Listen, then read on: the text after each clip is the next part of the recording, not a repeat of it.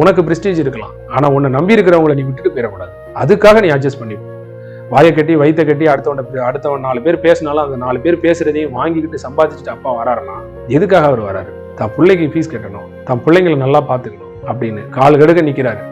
ஆளுக்கு பேசுற ஒரு லாரி டிரைவர் ஒருத்தர் இருக்காரு, அவ்வளோ கஷ்டப்பட்டு வண்டி ஓட்டுறாரு. போற வழியில ரோட்ல எவ்வளவு பேர் திட்டுவாங்க, எத்தனை பேர்கிட்ட திட்டு வாங்கி அடி வாங்கி மிதி வாங்கி அப்படி கஷ்டப்பட்டு கண்ணு முடிச்சு ஓட்டி அந்த காசை கொண்டு வந்து இப்படி எல்லா இடத்துலையும் அவர் பிரஸ்டீஜ் பார்க்காம தலை குனிஞ்சு வேலை பார்த்து சம்பாதிச்சு இது எதுக்காகன்னா தன்னை நம்பி இருக்கக்கூடிய குடும்பம் ரோட்டில் நின்றக்கூடாது. நீ உட்காந்து போட்டி தெருவுக்கு படிக்கிற வீட்டுக்காரனே கூட கஷ்டப்படுத்தலாம், மாமியார் கஷ்டப்படுத்தலாம், அவங்ககிட்ட எல்லாம் பணிஞ்சு போவான்னு யோசிக்க கூடாது. இந்த இடத்துல அவன் பிரஸ்டீஜ் பார்த்துட்டு தனக்கு வலிமை இருக்குன்னு இறங்கி ரோட்ல சண்டை போட்டுட்டு இருந்தான்னா அவன் காரியம் கெட்டு போயிடும், வேலை போயிடும். அவங்ககிட்ட நம்ம பணிஞ்சு அவங்ககிட்ட என்ன பண்ணிடணும்னா, ஒருவேளை நம்ம படிக்கலாம், நாளைக்கு நம்ம பிள்ளைங்களா நம்மள சுத்தி இருக்கவங்களை யார் பாப்பா, இந்த இடத்துல இவங்ககிட்ட பணிஞ்சு போறதுக்கு என்ன இருக்கு அப்படின்னு சாரிங்க மன்னிச்சிருங்க அப்படின்னு அட்ஜஸ்ட் பண்ணி நைஸா பேசிட்டு அந்த காரியத்தை முடிக்கிறதுல தான் கவனமா இருக்கு. அதனால படிக்கும்போது பிரஸ்டீஜ் பார்க்காத, இது உரை சிறியார் உள்நடுங்கல் அஞ்சின் குறைபெறின் கொள்வார் பெரியார் பணிந்துங்கிறார். இதுதான் இந்த குரல் சொல்லு.